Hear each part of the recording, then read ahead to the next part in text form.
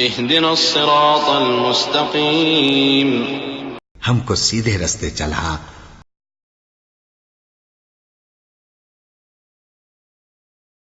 بسم الله الرحمن الرحيم قل أعوذ برب الناس ملك الناس إله الناس قل أعوذ برب الناس ملك الناس إله الناس من شر الوسواس الخناس